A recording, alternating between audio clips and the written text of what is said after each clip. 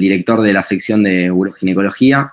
También ya nos acompañó hablando de urgencia ginecológica, porque también es jefe de guardia, consultorio en el CEMAR, y jefe de este sector de uroginecología y del manejo de lo que es la patología endometrial. Así que los dejo con ellos dos, y Sofi, si querés empezar, ya te dejo. No tenés audio, Sofi. Ahí te doy para reactivar. Ahí está. Bien. ¿Se escucha? Sí, perfecto. Bueno. Si querés, buenas noches a todos. ¿Cómo era la pregunta que te hacían para encadenar? No, era cuál era el síndrome, qué significaba el síndrome urogenital. Y en realidad, bueno, era lo que yo lo contesté como privado, porque me lo preguntaron como privado. Es un síndrome, un conjunto de síntomas y signos caracterizados por el hipoestrogenismo, es decir, un descenso en el nivel de estrógenos en sangre, que generalmente se da en la menopausia, y que produce a nivel urogenital, como su nombre lo indica, alteraciones en la lubricación vaginal, con lo que lleva a sequedad vaginal, ardor vaginal, dispareunia, y sumado a eso, los mismos cambios se van a dar a nivel de la mucosa, del urotelio. Así que también puede dar síntomas urinarios, disuria, polaquiuria, y por lo tanto hay que hacer un diagnóstico diferencial muchas veces con infecciones urinarias en la menopausia. Muy bien, bueno, perfecto. Ahora ingresando un poco más al tema que vamos a dar es la introducción a la uroginecología. La subespecialidad es muy amplia, así que va a ser un resumen, obviamente. Quiero ver, los tengo tildado.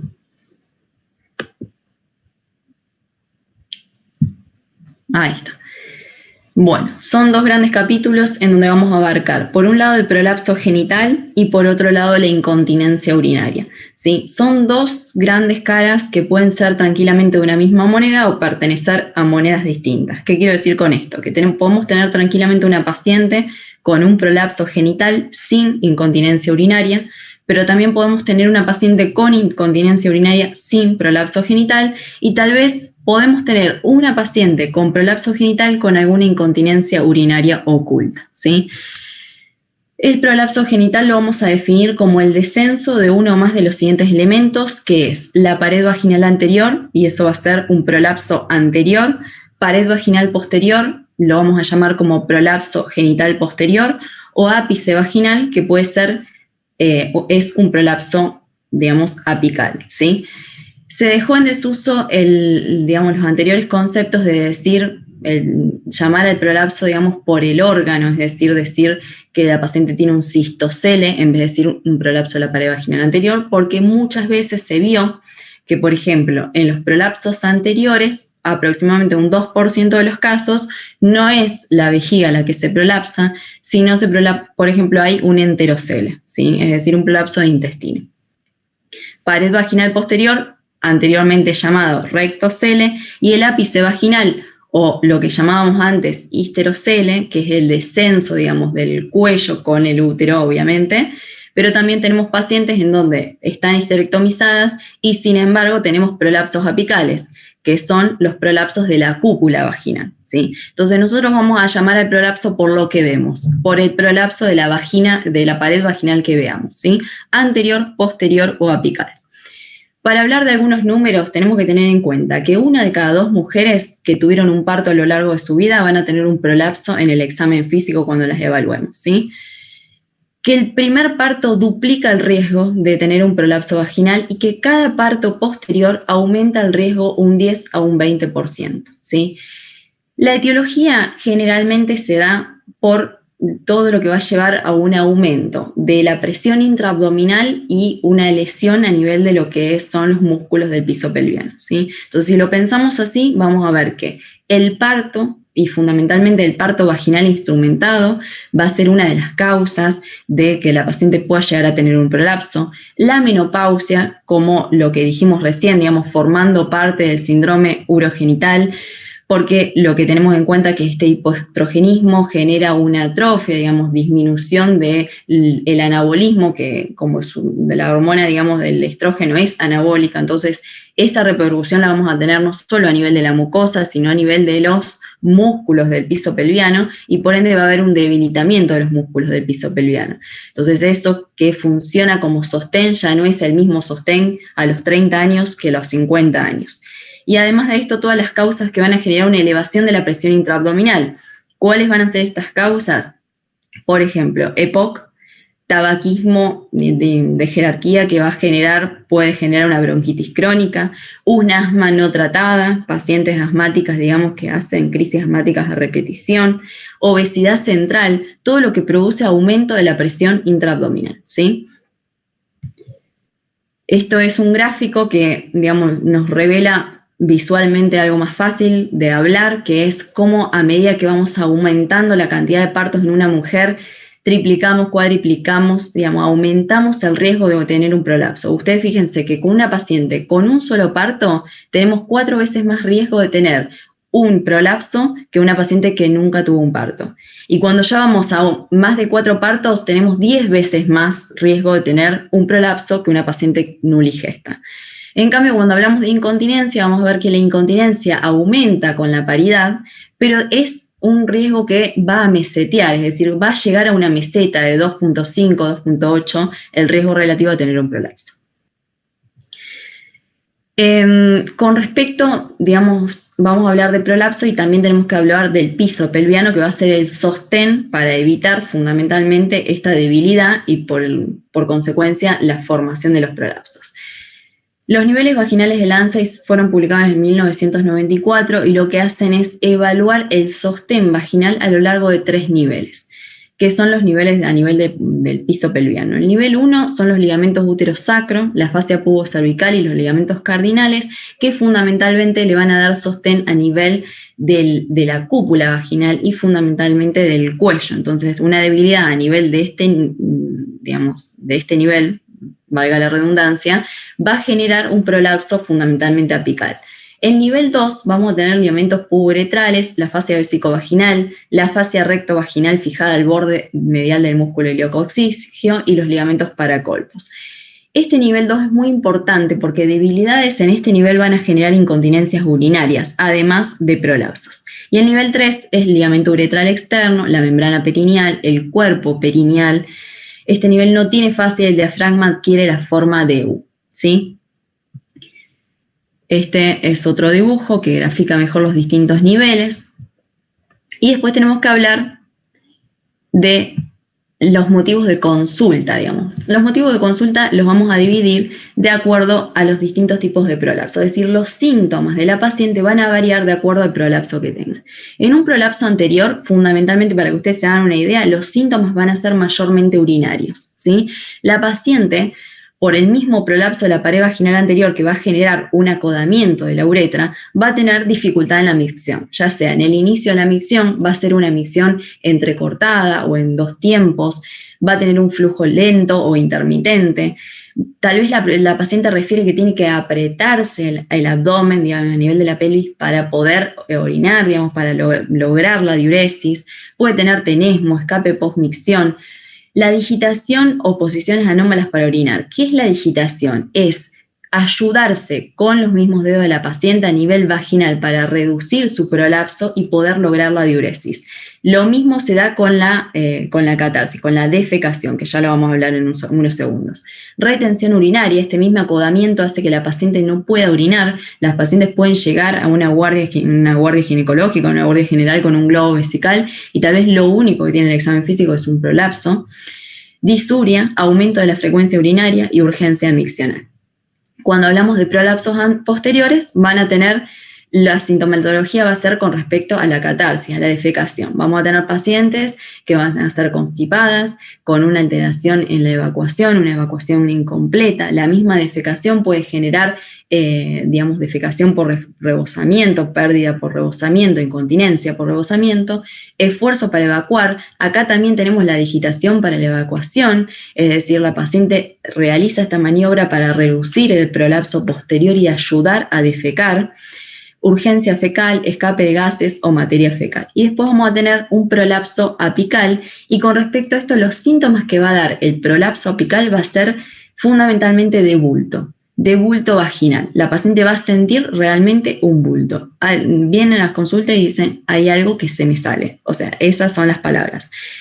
¿Qué pasa? Cuando esta mucosa se expone al contacto con el medio ambiente, con el exterior, se reseca. Y al resecarse se ulcera. Entonces los síntomas pueden ser sangrado vaginal, pueden ser sequedad, ardor, dolor, ¿sí? También aumento del flujo, porque se defiende la misma mucosa produciendo mayor cantidad de flujo de lo habitual. También puede dar síntomas urinarios, obviamente, y obstrucción en la penetración, ¿sí? Bueno, tenemos que tener en cuenta que lo primero que vamos a hacer con estas pacientes que nos van a referir, ¿sí?, estos síntomas, vamos a hacer un examen físico. El examen físico, como en cualquier paciente, examen ginecológico va a ser en reposo, ¿sí?, y en una posición ginecológica. Pero en este examen en particular también lo vamos a hacer con maniobras de Valsalva, ¿sí? La posición en la cual vamos a hacer el examen físico para evaluar el prolapso lo vamos a hacer tanto en una posición ginecológica como en bipedestación. Hay prolapsos que la paciente, nosotros la revisamos en posición ginecológica y no se observan, y cuando logramos cuando hacemos a la paciente que se pare y la revisamos exactamente igual, vemos o observamos lo que ella misma viene, motivo de consulta. Siempre, pero siempre, esto llévenselo a su casa, tenemos que reducir los prolapsos para detectar una incontinencia de orina enmascarada. ¿Sí? ¿Cómo vamos a reducir el prolapso? Puede ser con una de las valvas, del espéculo, lo desarticulamos y usamos una misma valva para reducir. Si es un prolapso anterior, llevamos la pared anterior hacia arriba y lo reducimos.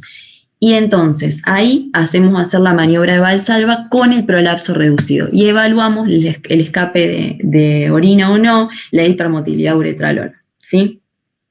¿Por qué es importante esto? Porque una paciente con un prolapso severo que vamos a operar, si nosotros no diagnosticamos esta incontinencia urinaria, vamos a hacer la cirugía y la paciente va a empezar con pérdida de orina. Entonces va a decir la paciente, y con razón obviamente, que la cirugía le produjo una incontinencia urinaria, y en realidad es la incontinencia que ella ya tenía, que estaba equilibrada por el prolapso que generaba el acodamiento de la uretra.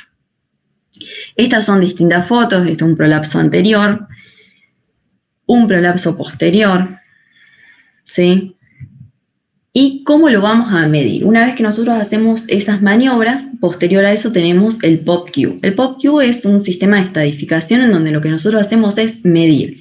Hacemos a la paciente que realiza una maniobra de Valsalva y medimos estos distintos puntos. ¿Cuáles son los puntos que nosotros vamos a tener en cuenta? Bueno, los puntos que terminan en A, para que ustedes más o menos se imaginen, van a ser puntos que están en pared vaginal anterior, ¿sí? El AA va a estar a -3, es un punto fijo que siempre está a -3 del introito, ¿sí? A -3 centímetros. Nosotros estamos hablando siempre de centímetros acá. El BA va a estar a -3 de ese punto, pero es un punto móvil, es decir, que se puede modificar cuando nosotros hacemos maniobras de Valsalva con la paciente con un prolapso. Los puntos posteriores son exactamente iguales, pero en pared vaginal posterior. AP a -3 centímetros del introito y BP a -3 del AP. Después tenemos puntos que son, el C es la cúpula o cervix, digamos. Este generalmente siempre es negativo, o sea, nosotros lo vamos a encontrar a -8 centímetros. Y el punto D lo vamos a tener siempre que tengamos útero. O sea, una paciente histerectomizada, este punto deja de existir, porque es el fondo de saco vaginal posterior, es el punto D, y es donde se insertan los ligamentos uterosacros. Entonces, este punto siempre está el útero, y es el punto D. ¿Cuál es la longitud vaginal máxima? Bueno, esta longitud va a ser siempre va a ser positiva, porque vamos a contar desde el introito hasta el punto D. Y esa longitud es en números positivos, generalmente 10 centímetros. Después tenemos dos medidas más, que una va a ser el hiato genital, que lo vamos a medir desde el nivel medio uretral, o sea, la mitad del orificio uretral, hacia la horquilla vulvar, o sea, hacia donde termina el introito. Y después tenemos el cuerpo perineal, que se va a extender desde la horquilla hacia el nivel medio orificio, digamos, externo anal, hacia la mitad de ese orificio. Entonces, para que ustedes lo recuerden, esto les va a quedar a ustedes, así que es lo que significa cada punto del POCQ. Y la estadificación. ¿Cómo vamos a estadificar el prolapso? Como primera regla, lo que tenemos que tener en cuenta es que si nosotros tenemos un prolapso único, vamos a medir ese y estadificar ese. Pero, por ejemplo, que tengamos un prolapso anterior y también apical, vamos a estadificar el prolapso, digamos, más severo, ¿sí? O sea, la porción más distal es la que se estadifica. ¿Y cómo vamos a estadificarlo? Un estadio 0 es una paciente sin prolapso. Un estadio 1 es una paciente en donde la porción más distal del prolapso se mantiene a menos 3 centímetros, desde menos 3 a menos 1 del introito, siempre teniendo en cuenta el introito, como esta imagen que nosotros vemos acá, no sé si ven el cursor, pero este es el introito, entonces nosotros vamos a medir, para allá es menos, son todos números negativos, y para acá es positivo, ¿sí? Entonces, si tenemos un prolapso a menos 3 a menos 1, tenemos un grado 1. Si es de menos 1 a más 1 centímetro, es decir, un prolapso que, por ejemplo, llega al introito, ya es un grado 2. Si se progresa un poquito a 1 centímetro por fuera del introito, es un grado 2. Después tenemos el estadio 3, que es a más 1 centímetro a más 2. O sea, de 1 a 2 centímetros por fuera del introito tenemos el estadio 3. Y el estadio 4 es mayor a 2 centímetros, que sería el prolapso, digamos, total. ¿Cómo vamos a, digamos, de qué nos vamos a servir y de qué nos vamos a ayudar para terminar de estudiar a esta paciente? Bueno, tenemos pruebas diagnósticas con el cual vamos a contar, que es el diario miccionar, para evaluar fundamentalmente que no haya ningún tipo de incontinencia. Un urocultivo, porque la paciente muchas veces viene con síntomas urinarios y tenemos que descartar una infección urinaria. Ecografía renovesical con residuo postmiccional para ver el nivel de obstrucción que tiene esa paciente, ¿sí? Otros estudios que no siempre hacemos en los casos de prolapso es un estudio urodinámico multicanal. El estudio urodinámico generalmente se hace en los casos en donde sospechamos una incontinencia urinaria de esfuerzo en pacientes con un prolapso que vamos a operar, como para que quede, digamos, establecido que esa paciente ya tenía una infección urinaria previa, y aparte para estudiarla, porque muchas veces en el momento de hacer una cirugía correctora o correctiva, digamos, de un prolapso, también podemos corregir la incontinencia urinaria. De ecografía, resonancia y una ecografía transperineal o endoanal, eso fundamentalmente para evaluar el esfínter anal y el cuerpo perineal. El tratamiento del prolapso, tenemos dos tipos de tratamiento, un tratamiento conservador y el tratamiento quirúrgico. El tratamiento quirúrgico va a ser el curativo, ¿sí? Pero el tratamiento quirúrgico no es algo que se hace en todos los prolapsos, se van a hacer en el prolapso estadio 3 y estadio 4. La rehabilitación, con respecto al tratamiento conservador, vamos a contar con distintas herramientas que tenemos para que la paciente mejore los síntomas de su prolapso. O sea, no vamos a mejorar el prolapso, porque el prolapso ya está establecido y mejorarlo no lo vamos a mejorar, pero vamos a mejorar los síntomas que tiene con respecto a ello y evitar, al fortalecer los músculos, digamos, usar pesarios, entre otras cosas, que progrese el mismo, digamos, que progrese con respecto a los estadios. Tenemos la rehabilitación pelviperineal con biofeedback, que son los famosos ejercicios de Kegel. Los ejercicios de Kegel lo puede hacer cualquier mujer en su casa, pero también, digamos, lo ideal es que estos ejercicios sean ejercicios guiados con un kinesiólogo o guiados por biofeedback o electroestimulación, en donde la paciente pueda definir qué músculo está contrayendo y se corrobore que lo esté contrayendo correctamente, ¿sí? Los mayores éxitos del tratamiento, porque hay éxitos de tratamiento, se lograron con las pacientes, digamos, haciendo rehabilitación con biofeedback o, digamos, al lado de un kinesiólogo, no los pacientes que hacen un ejercicio de Kegel solos. No obstante, una vez que la paciente puede identificar, qué músculos tiene que contraer, cómo se realiza el ejercicio y todo, puede continuar haciéndolo en la casa y se puede, digamos, permanecer, digamos, el efecto, digamos, de la eficacia. Y después tenemos, bueno, ¿en qué constan los ejercicios de Kegel? La paciente lo puede hacer acostada o sentada. tiene que estar obviamente en una posición de 90 grados, si está sentada, y si acostada es lo mismo. Tiene que hacer la contracción, lograr la contracción de los músculos perineales, digamos, del piso pelviano, generando como una sensación de elevar esos músculos hacia arriba, contrayéndolos. La contracción tiene que durar aproximadamente 5 centímetros y las repeticiones son de 20 veces. Esto lo puede hacer todos los días o puede hacerlo día de por medio, ¿sí? No son ejercicios, pero después ya lo vamos a hablar, no son ejercicios que se hacen solamente ante un prolapso. Lo ideal es que todas las mujeres podamos hacer estos ejercicios y fundamentalmente en momentos de la vida críticos. Por ejemplo, una paciente puérpera o una paciente incluso embarazada puede hacer estos ejercicios para fortalecer el piso pelviano y llegar al momento del parto con una mejor situación a nivel del piso pelviano. Y posterior, en el puerperio, generar una buena rehabilitación para impedir con el correr de los años que este debilitamiento progrese y se generen los prolapsos. Los pesarios que contamos son instrumentos para reducir el prolapso, fundamentalmente apical, que son de silicona. Hay distintos tamaños, medidas, tanto como pacientes hay también. Y ustedes van a ver que tienen distintas formas. Esto depende de lo que nosotros queremos tratar. Hay pesarios, por ejemplo, con un stop a nivel uretral, que lo que hace es tratar también la incontinencia. Generalmente nosotros los que usamos son el que tiene la letra U, son anillos, ¿sí? Esa es la forma que tenemos. Los pesarios son reutilizables y una vez que los tiene la paciente lo puede usar muchísimo tiempo seguido, ¿sí? Son, como ya dije, de silicona, se lubrican en el momento de usarlos, previo obviamente a lavarlos con agua y jabón, se lubrican y se colocan plegados hacia fondo del saco vaginal posterior, se despliegan y se lleva el arco anterior hacia el pubis. Entonces ahí queda contenido el útero. Y la idea es reducir ese prolapso, que tal vez es un prolapso grado 2, grado 3, y lo podemos reducir, ¿sí?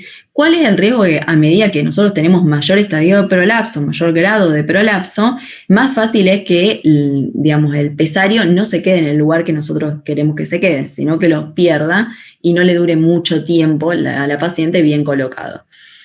Lo ideal es que la paciente sepa cómo higienizarlos y recambiarlo. Pero puede pasar que hay pacientes añosas que no conocen su anatomía, en donde las tenemos que citar generalmente una vez por mes, un poco más, para nosotros hacer la higiene del pesario, es decir, lavarlo con agua y jabón, volverle a poner vaselina y recolocárselo, ¿sí? Porque a medida que va pasando el tiempo, esto puede generar o erosiones en la mucosa vaginal, puede generar obviamente dolor, dispareunia si es que tienen relaciones sexuales, así que bueno, es por eso la importancia. Y flujo. Muchas veces las pacientes vienen con flujo maloliente, bueno, son pacientes que generalmente hacen tratamiento con óvulos. Bueno, en caso de que la paciente se anime a recambiarlos, lo hace en su casa, lo ideal es una vez por semana, que lo retira, lo lava con agua y jabón, le pone vaselina y se lo vuelve a colocar, ¿sí? Y después medidas higiénico-dietéticas, tendientes a disminuir la presión intraabdominal, es decir, un asma maltratada, lo mandamos al neumonólogo para que, empiece con una medicación adecuada para evitar la presión intraabdominal. El EPOC exactamente igual.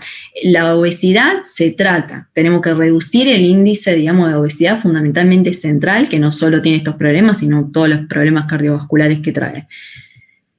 Con respecto al tratamiento quirúrgico, hay dos tipos de tratamiento, por un lado los oclusivos y por otro lado los reparativos. Los oclusivos tenemos que tener en cuenta que a la paciente, como su nombre lo indica, cierran la vagina. Entonces son pacientes, esto no se le puede hacer a cualquiera, tiene una tasa de éxito del 75%, se lo vamos a hacer a pacientes que tal vez, por ejemplo, están en un geriátrico, 80 años, no tienen relaciones sexuales y ella misma dice que no tiene relaciones sexuales porque la edad tampoco es un impedimento para nada, en donde en estas pacientes que se acuerda con la paciente realizarlo, lo que se le hace es un cierre vaginal, ¿sí? Después tenemos, obviamente, reparativos, en donde vamos a contar, depende del tipo de prolapso, el procedimiento que vamos a hacer. Esto es a modo de nombrarlos nada más, no lo tienen que saber tampoco ustedes, pero contamos con una colporrafia anterior, es decir, la resolución de un prolapso anterior a nivel, puede ser con malla o sin malla.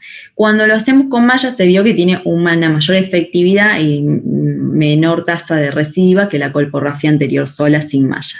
Después tenemos reparación paravaginal. La colporrafia posterior siempre se hace sin malla, o sea, la corrección del prolapso posterior no se utiliza malla.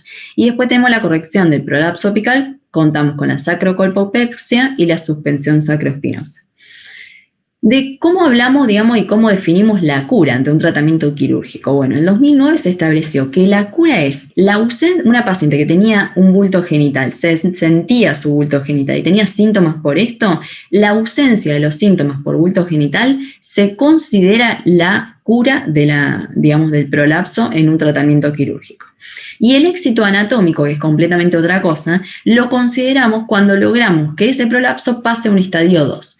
Pero un estadio 2 teniendo en cuenta desde el himen, es decir, desde el punto 0 hacia arriba. Y la ausencia de retratamiento, es decir, que no recidive por la misma condición. Ahora vamos a pasar al otro gran capítulo, que es la incontinencia de orina. La incontinencia de orina es la pérdida involuntaria de orina, objetivamente demostrable, y que constituye un problema social o de higiene para la persona que lo presenta.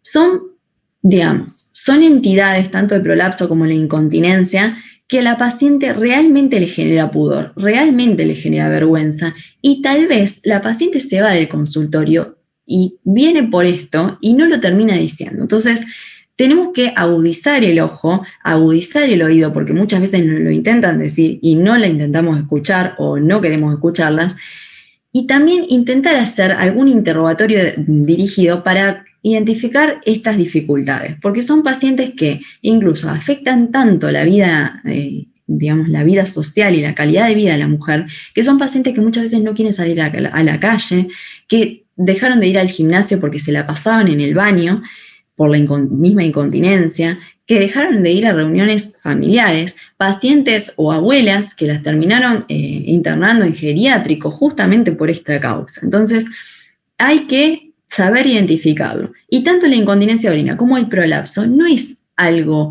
normal, no es algo habitual, digamos, que la paciente te consulte porque siente un prolapso y nosotros como médicos le digamos, no, pero es normal porque tuviste un parto, tu bebé pesó 4 kilos, no porque tuviste una episiotomía. No generalicemos y no normalicemos algo que no está bien. Sepamos detectarlo, sepamos que la causa generalmente es el parto, sepamos, pero también hagamos algo al respecto. Evitemos que esto progrese en el tiempo, o sea, mejoremos la calidad de vida de las pacientes. Para hablar de números, vamos a tener en cuenta que aproximadamente 1 de cada 3 personas mayores de 60 años va a tener una incontinencia urinaria. Y cuando hablamos de mujer-hombre, vamos a tener una relación de 2 veces más en la mujer que en el hombre. Es la segunda causa más frecuente de ingreso de pacientes a instituciones geriátricas. Tenemos 2 tipos de causas, de etiologías en cuanto a la a la incontinencia urinaria.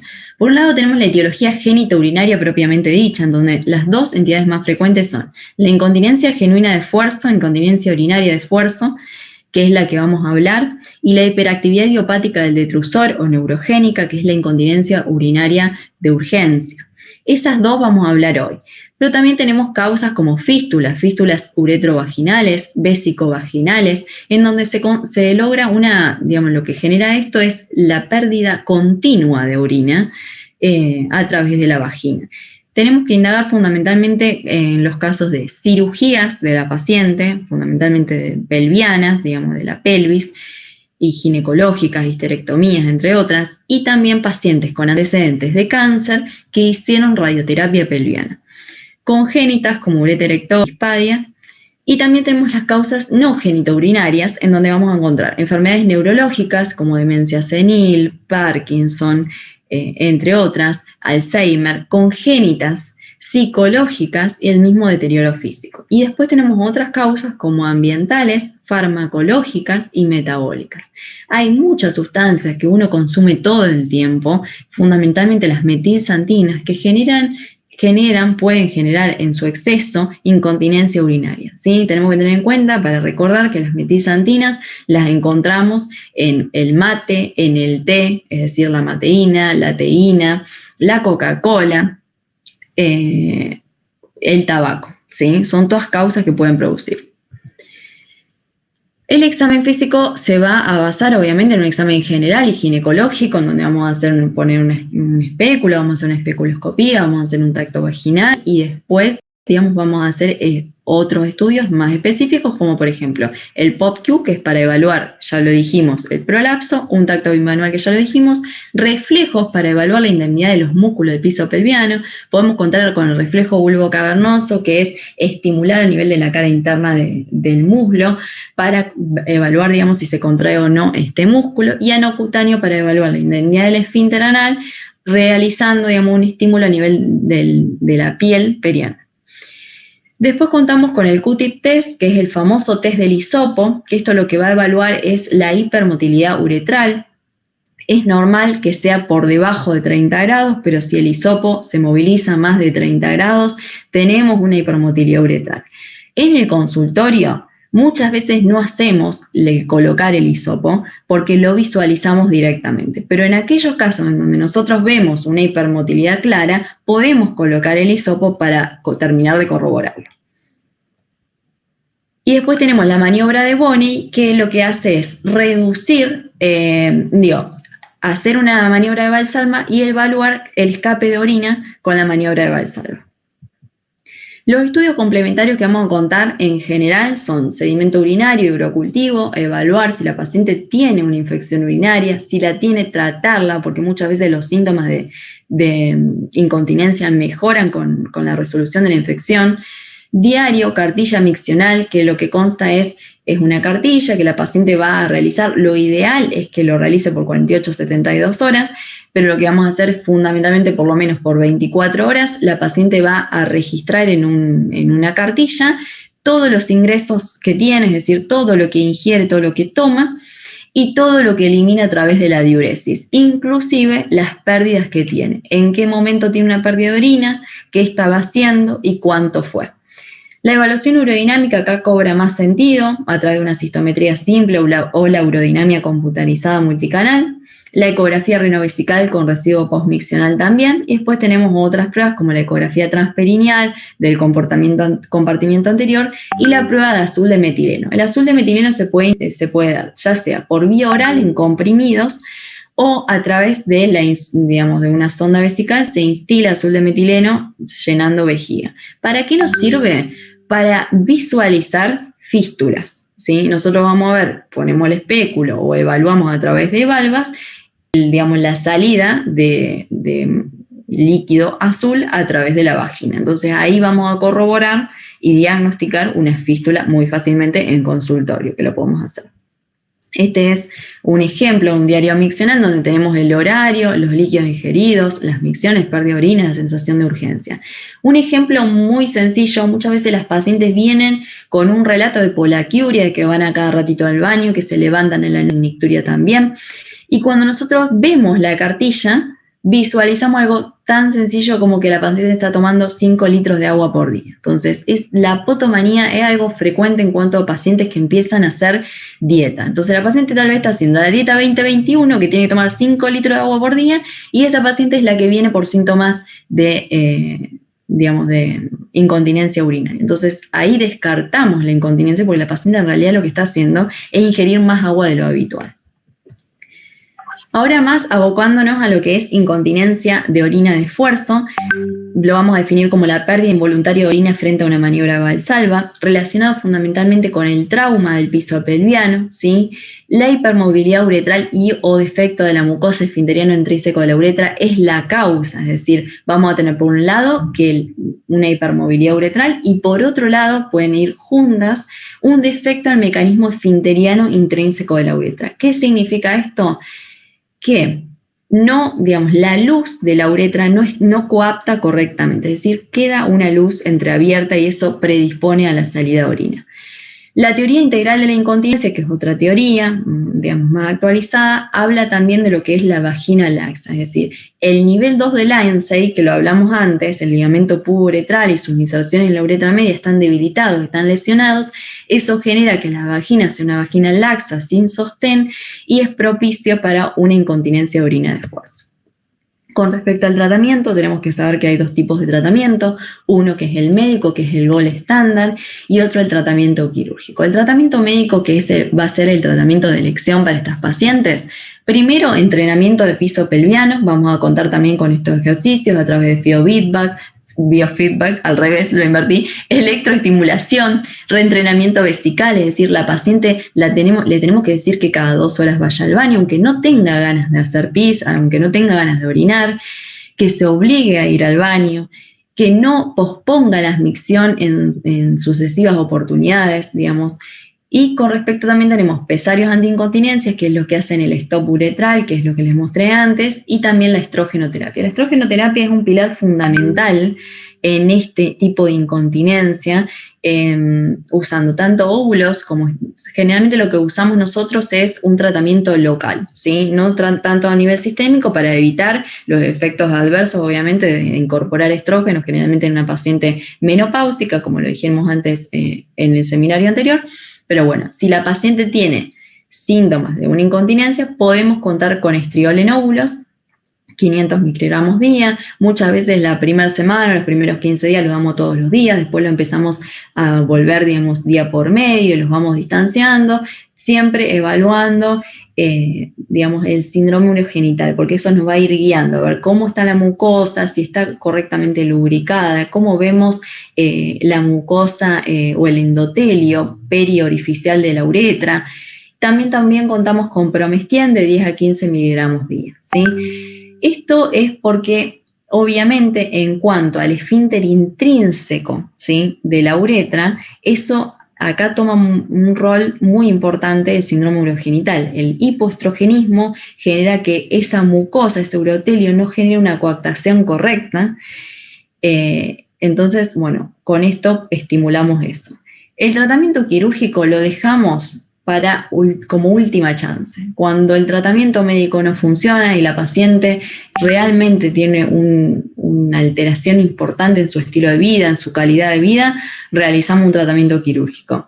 Tenemos 2 tipos de cirugía, por un lado, que es la colposuspensión retropúbica, la colporrafia anterior, pero también ahora contamos con implantes que se transformaron en el gold estándar, son implantes de LIN libre de tensión. Tenemos 2 abordajes, uno que es vía retropúbica, que es el TBT, y otro es el TOT, que es transobturatriz, ¿sí? Estas son las imágenes, este es el TBT, y este es el transobturatriz, ¿sí? Lo que le va a dar es un sostén a la uretra. Entonces, ante una maniobra de Valsalva, la uretra, digamos, por así decirlo, se apoya sobre ese sling y evita la hipermotilidad, por lo tanto, tiene un sostén, por lo tanto, evitamos la incontinencia.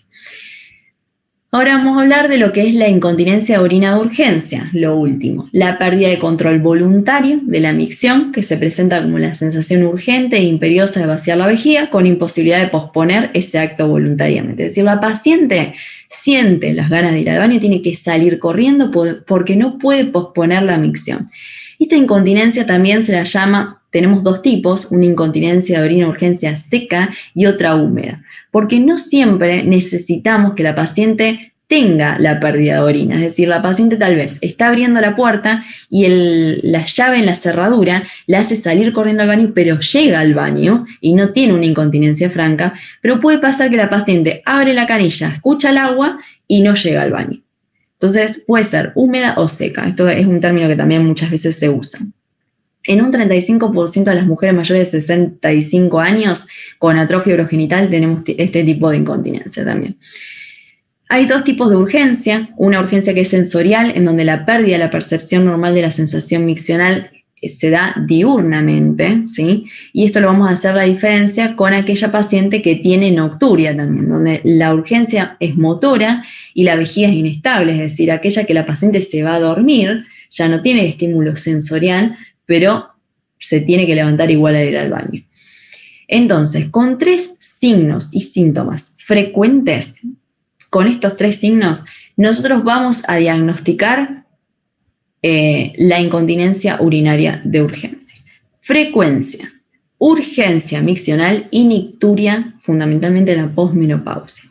Estos 3 predicen una inestabilidad vesical en más del 80% de los casos. Es decir, esto nos avala a que nosotros podemos ver la paciente y tratar a la paciente. No necesitamos otro estudio. Después que pidamos otro estudio porque quedan dudas, porque no sabemos si es una incontinencia urinaria de urgencia, digamos, única o es mixta, tiene algún componente de esfuerzo, bueno, lo trataré, evaluaremos cómo la seguimos estudiando a la paciente. Pero con estos 3 síntomas de la paciente podemos ver a la paciente y tratar a la paciente.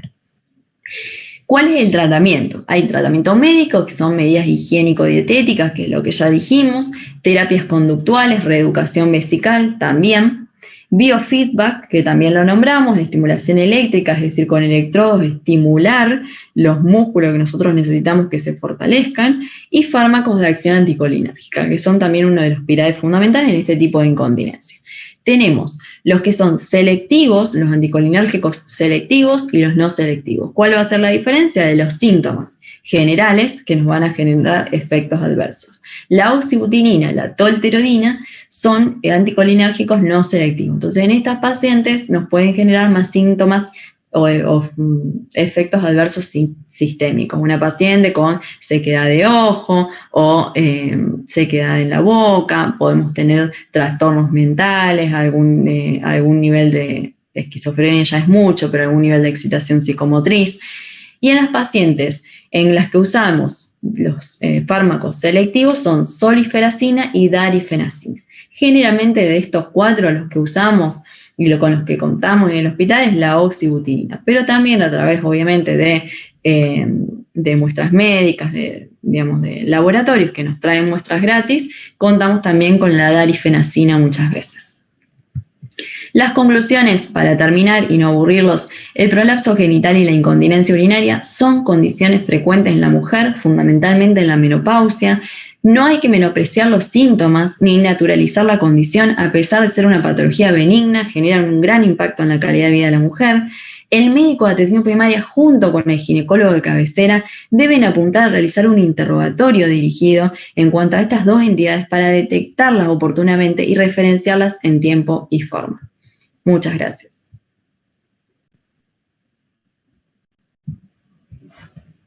Bueno, Sofi, bárbaro, súper completo. Ahora estamos acompañadas por el doctor Angel.